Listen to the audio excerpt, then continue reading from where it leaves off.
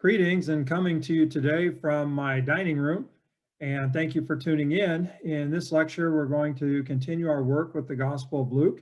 We are going to pay attention to the birth narrative and then to the genealogy of Jesus as Luke records it, and then to Jesus' ministry, if you will, at his hometown synagogue. Well, maybe it's a ministry, maybe it's not. We will see.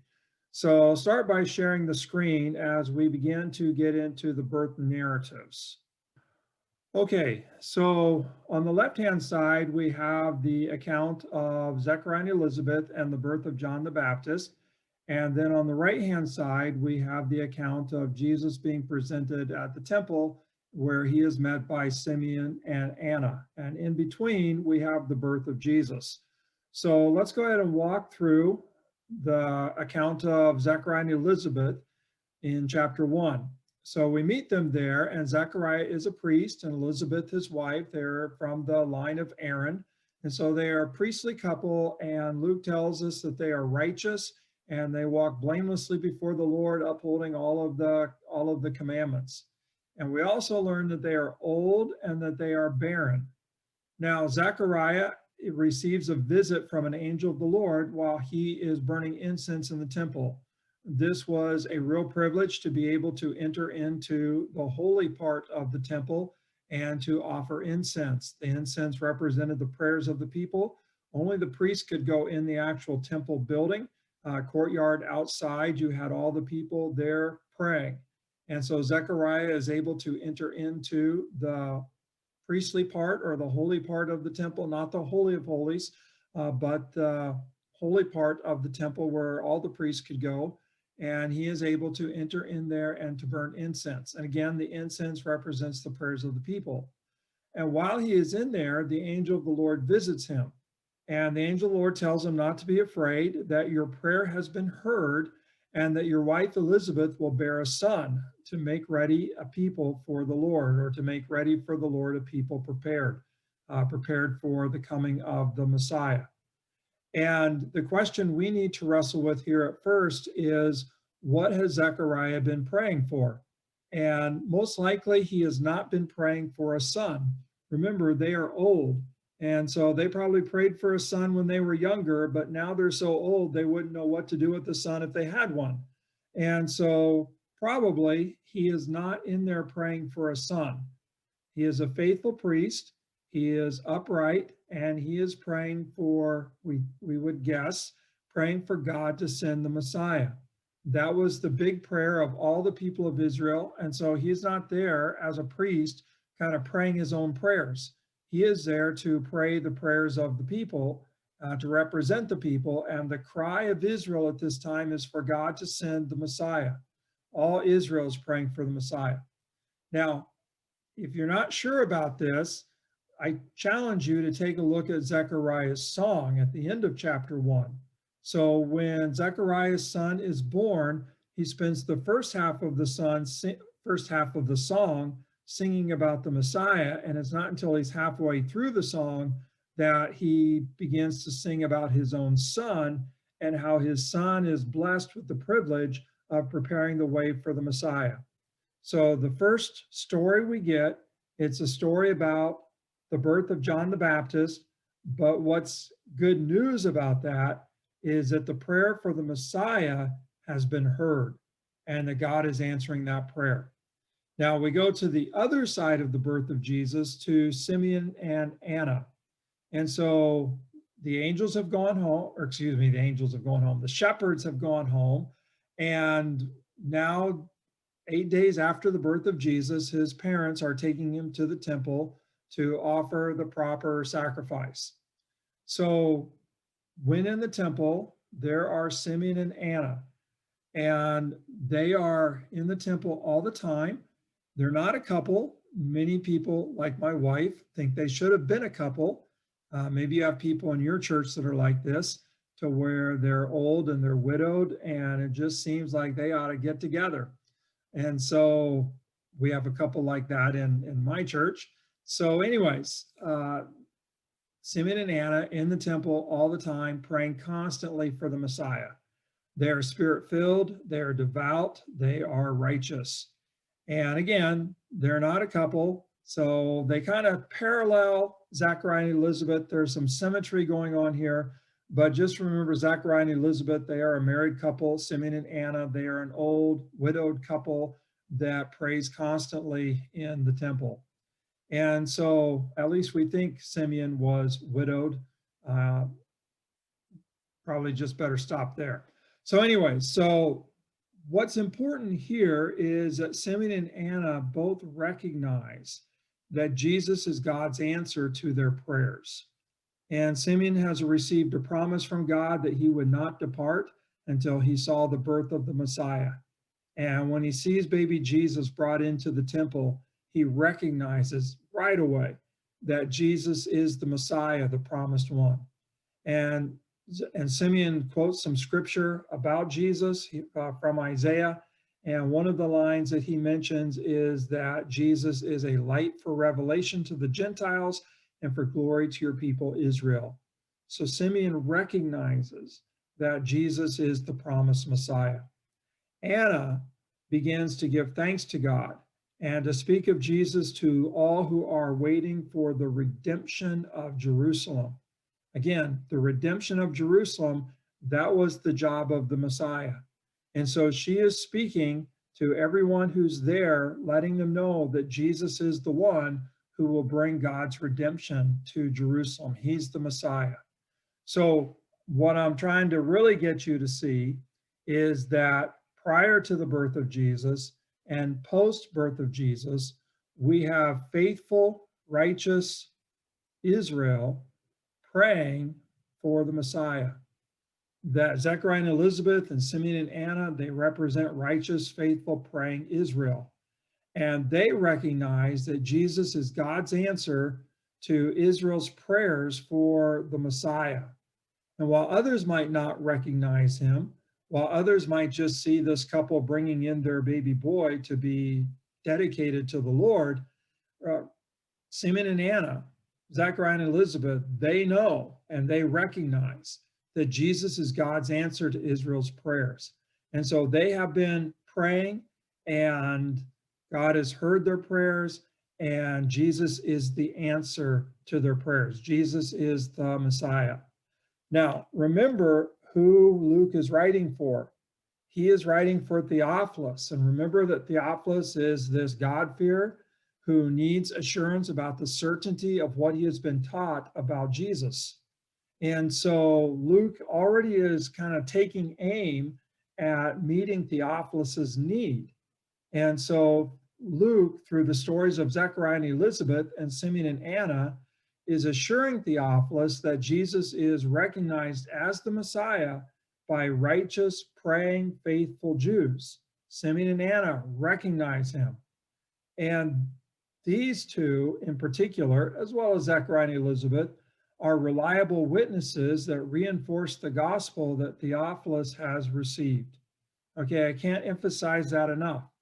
That Simeon and Anna, along with Zechariah and Elizabeth, they are reliable witnesses that reinforce the gospel that Theophilus has received, that Jesus is the Messiah and that salvation comes to all peoples through him. Notice again that Simeon especially recognized that Jesus was a light to the Gentiles. That is good news for Theophilus. So here's the question that Theophilus has to wrestle with. Whom is he going to listen to? Is he going to listen to Luke and Zechariah and Elizabeth and Simeon and Anna? Or is he going to listen to the synagogue leaders that are saying that Jesus is not the Messiah? And so he is faced with kind of figuring out, okay, whose witness is more credible? The synagogue leaders or people like Simeon and Anna and Zechariah and Elizabeth and Luke, as Luke tells him the story. So I want you to see how this is already kind of geared up to address Theophilus. Now, one other thing about the birth narrative. I didn't spend any time on chapter 2 where we actually get the report of Jesus' birth, but I'm assuming you know that story, or at least that you've read it, or that you've seen the Charlie Brown Christmas special. Anyways, Luke 2:1. In those days, a decree went out from Caesar Augustus that all the world should be registered. Okay, what this does is not only does it explain how it came about that Jesus was born in Bethlehem, that Joseph and Mary traveled from Nazareth to Bethlehem, about a 90-mile journey. Not only does that line explain how it came about that Jesus was born in Bethlehem, but even more, it puts his birth on the stage of the empire, on the world stage. So when Luke kind of places the setting of Jesus' birth, not just in Bethlehem, but begins to explain what was going on in the empire and why Jesus had to travel, or why Joseph and Mary had to travel to Bethlehem, that expands the stage. So this is no longer just a story of a Jewish birth. This is now news for the whole world. That Jesus' birth is for Theophilus, Jesus' birth is for the Gentile world. The stage has gotten way bigger than simply Israel or Judea or Jerusalem. It's a world stage. This is world news. Okay, then, so that's the birth narratives. And so it's good news for Theophilus, credible witnesses that Jesus is recognized by faithful, praying, devout, spirit-filled Jews like Simeon and Anna. They recognize that he's the Messiah. Theophilus, you've been taught right about Jesus. You received truly good news, and it's for you. Now we are to the genealogy of Jesus in chapter 3. And what I want you to notice about the genealogy is that it goes all the way back to Adam, the Son of God. So Jesus is connected to all humanity, not just the Jewish people. You'll remember that in Matthew, Jesus' genealogy is traced back to Abraham. And Matthew emphasizes that Jesus is a fulfillment of the promise to Abraham and the promise to David. But here in Luke, by taking Jesus' genealogy all the way back to Adam, the Son of God, what Luke is getting at is that Jesus is the fulfillment of the human race. So we might put it this way, that Jesus is the true Adam, or the new Adam, or the human who finally fulfills who Adam and the human race was or is created to be.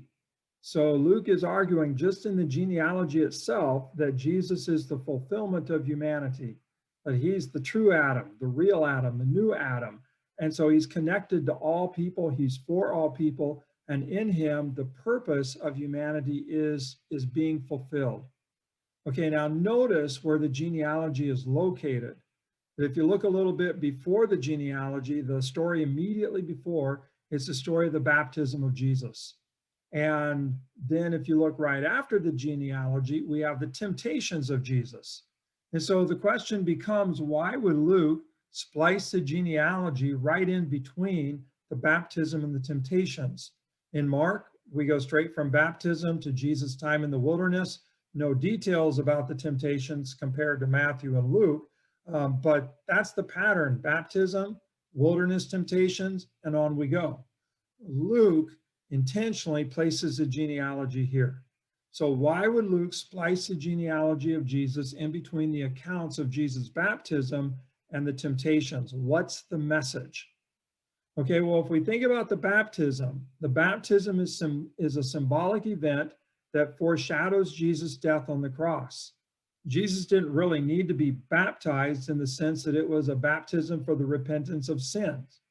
Okay, but we understand from a Christian standpoint that Jesus is without sin. So his baptism is symbolic of him going to the cross. And so it foreshadows his death on the cross. And so by placing the genealogy here, immediately following the baptism, Luke is making the point that Jesus' atoning death is for the whole human race, for the whole people, for all of humankind. Oh, what did I write there? For the whole, like Adam? Anyways, that Jesus' baptism is for the whole human race, that Jesus' death on the cross is for the whole human race. And so just as Adam is kind of a representative of all of humanity, so Jesus is a representative, the new representative of all humanity. Okay, the temptations. The temptations reveal that Jesus was victorious over the devil. And when we think back to Adam, Adam led the whole human race astray. because he gave in to temptation and rebelled against God. And so now we have Jesus, the son of Adam, the new Adam, if you will, and he overcomes the temptations to rebel against God, but instead he victoriously trusts God. And so here's the message, that Jesus' victory was for the whole human race. And because Jesus was victorious, those who receive him can live victoriously over temptation. His victory becomes our victory. Okay, so I hope you're getting this, that Luke is very intentional in terms of where he places the genealogy. And by taking the genealogy all the way back to Adam, Luke is basically arguing that Jesus is a new Adam, that there is a new humanity in Jesus. And Jesus' baptism symbolizes that, or foreshadows that Jesus is representing the whole human race when he is baptized and when he goes to the cross and he dies and trusts God completely. Jesus is dying an atoning death for the whole race. That just like Adam messed up the whole race, so Jesus redeems the whole race. And then the temptations show that Jesus is victorious over temptation, over the devil, and his victory is for the whole human race. That just as Adam's sin led to a downfall for the whole human race, so Jesus' victory is for the whole human race. And so those who place their trust in him have a share in that victory over the devil. Those who place their trust in him receive power in order to live victoriously as well. So his victory becomes our victory. Okay, so we've looked at the birth narrative and we have seen how Luke sets it up to where Theophilus can know that Jesus is God's answer to faithful, righteous Israel's praying for the Messiah, and that Simeon and Anna recognize that Jesus is the Messiah. We've taken a look at the genealogy to where Jesus is the son of Adam, the son of God. And we've seen how Luke has spliced that between the baptism and the temptations to indicate that Jesus is baptized for the whole human race, goes to the cross for the whole human race, and that Jesus is victorious over temptation, victorious over the devil, again for the whole human race. Theophilus would see himself included in this victory. Now we are going to turn our attention to Nazareth, where Jesus enters into his hometown synagogue and Jesus begins to teach them. And this is a unique scene to Luke, so pretty important. Let me go ahead and share screen with you so we can see the text. Here we go. And so this is from the ESV online. And we are at Luke chapter 4, verse 16. Jesus came to Nazareth where he had been brought up. As was his custom, he went into the synagogue on the Sabbath day. Very important to pick this up on. This is Jesus' real first public ministry event. He's in his hometown synagogue. In Acts, we're going to see Paul go to synagogue after synagogue. And by the way, where would Theophilus learn about Israel's God? You got it, the synagogue. So Jesus is in his hometown synagogue on the Sabbath, and he stood up to read. The scroll of the prophet Isaiah was given to him. He unrolled the scroll and found the place where it was written, "The Spirit of the Lord is upon me, because he has anointed me to proclaim good news to the poor. He has sent me to proclaim liberty to the captives and recovering of sight to the blind, to set at liberty those who are oppressed, to proclaim the year of the Lord's favor." And he stopped reading right there. Now, he is reading from Isaiah chapter 61. And the very next line after to proclaim the year of the Lord's favor and the vengeance of our God. And in Isaiah 61, the year of the Lord's favor would happen simultaneously, so to speak, with the time of vengeance, the vengeance of God. And that vengeance would come upon all of Israel's enemies, all those empires who'd oppressed them for generation after generation. Jesus doesn't read that part. He says, this is the time to proclaim the year of the Lord's favor, period. And he leaves off the part about the vengeance of our God. This is not the time for vengeance. This is the time for the year of the Lord's favor. This is not the time for God's judgment upon the nations. This is the time of the Lord's favor. Now, Look what happens next. Jesus rolled up the scroll, gave it back to the attendant, and sat down. The eyes of all in the synagogue were fixed on him. He began to say to them, "Today this scripture has been fulfilled in your hearing." And we'll see Jesus doing this type of stuff all through his ministry. Now, in terms of good news to the poor, liberty to captives, etc. So we get to verse 22. Everyone is speaking well of him, marveling at the gracious words that were coming from his mouth. And then Jesus kind of throws some stuff back at them. So verse 23, and Jesus said to them, "Doubtless you will quote to me this proverb, 'Physician, heal yourself. What we have heard you did at Capernaum, do here in your hometown as well.' And he said, 'Truly I say to you, no prophet is acceptable in his own town. But in truth, I tell you, there were many widows in Israel in the days of Elijah, when the heavens were shut up 3 years and 6 months, and a great famine came over all the land. And Elijah was sent to none of them, but only to Zarephath in the land of Sidon, to a woman who was a widow." Okay, what Jesus is highlighting here is that in the time of Elijah, it was a Gentile woman, a Canaanite woman, who actually took care of Elijah and received help through Elijah. Verse 27, and there were many lepers in Israel in the time of the prophet Elisha, and none of them were cleansed, but only Naaman the Syrian. Naaman was an enemy commander of the Syrian army, and Elisha cleansed him or gave him instructions, and he was cleansed of his leprosy in the Jordan River.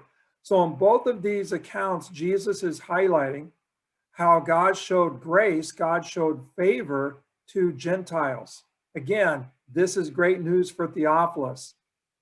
When they heard these things, all in the synagogue were filled with wrath, and they rose up and drove him out of town and brought him to the brow of the hill in which their town was built, so that they could throw him down the cliff. But passing through their midst, he went away.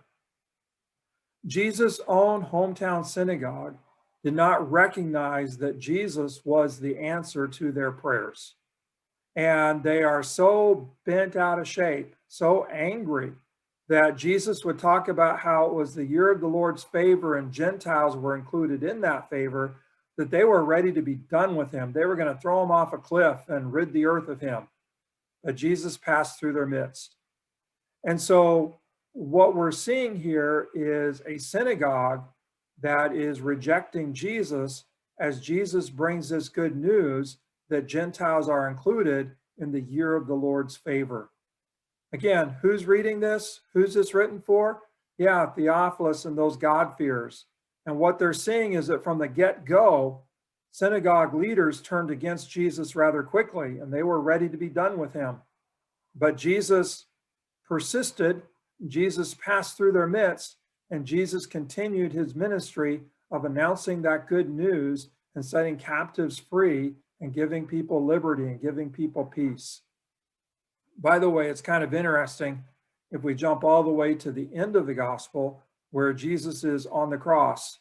And on the cross, he prays, "Father, forgive them, for they know not what they do."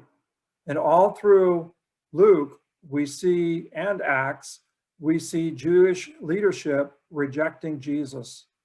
And it's like Jesus is praying for them, not just the soldiers that were crucifying him, but everyone across the pages of Luke and Acts that don't recognize that Jesus is the answer to their prayers. Father, forgive them, for they know not what they do. And let me just jump forward real quick. We're going to go further into Luke, and just want to highlight one or two more things. I know I've kept you plenty long this week, but let's go to Luke 19. Well, let's back it up to chapter 9. So we go to Luke 9, and this is a unique thing to Luke, what I'm about to show you. And so here we have, take up your cross and follow me, and the transfiguration, which we see in Mark and Matthew, the healing of the boy, Jesus telling about his death again, another argument. Now we get to verse 51. When the days drew near for Jesus to be taken up, he set his face to go to Jerusalem. So in Luke, this is where the journey to Jerusalem begins. And for him to be taken up, Luke has in mind the whole thing of taken up on the cross, taken up from the grave, taken up to heaven. Okay, so when the days drew near for this huge taking up, cross, resurrection, ascension, Jesus set his face to go to Jerusalem. Now, this journey goes from chapter 9, verse 51, all the way through chapter 19. And we'll move on down through here to verse 28. So from 951 to 1928, it's this long journey to Jerusalem. Now, you'll recall that in Mark, this journey was only about 3 chapters. So we go chapter 9 and 10, and then half of chapter 8, and then 11, Jesus is entering into Jerusalem. But for Luke, we go from 951 to 1928, big middle section in Luke. And this is this journey to Jerusalem. It's not so much that it's a travel narrative of every place that Jesus went and stopped along the way, as much as it is a discipleship narrative, that the journey to Jerusalem is a journey of discipleship. And so Luke has lots of material in here to help us learn and think more about discipleship. Maybe we'll look at a little bit of that next week. I want you to see just that huge section, which is kind of unique to Luke, that it's so packed full of this kind of discipleship journey to Jerusalem. Then if we go a little further, 1941, Jesus draws near the city of Jerusalem. He weeps over it. Would that even you had known on this day the things that make for peace, but now they are hidden from your eyes on down because you did not know the time of your visitation. And so Luke is showing Theophilus that in Jesus' own life, Jewish leadership from the synagogue to the Sanhedrin in Jerusalem did not recognize who Jesus is. Simeon and Anna recognized, but so many in leadership did not. And eventually they have him crucified. And again, the prayer from the cross, Father, forgive them, for they know not what they do. The message to Theophilus, hold fast to that gospel that you received from preachers like Peter and Paul. They were speaking the truth, that the Jewish synagogue leaders of Theophilus and the Jewish synagogue leaders in Nazareth and the Sanhedrin Council in Jerusalem, they just did not recognize that Jesus was the answer, God's answer to their prayers for the Messiah. So Theophilus, hold fast, listen to Simeon and Anna, and listen to those who preach the gospel to you. Okay, so next week we will take a closer look at Acts and see if we can nail this down a little bit further. And we'll also pay a little bit more attention to the teachings of Jesus before we shift over to the letters of Paul. Thank you for all your attention this week. I know it was a little bit heavy. I'll see if I can shorten up a few lectures for next week. No promises, but either next week or the week after, I'll give you a little shorter week. All right, hang in there, and thank you.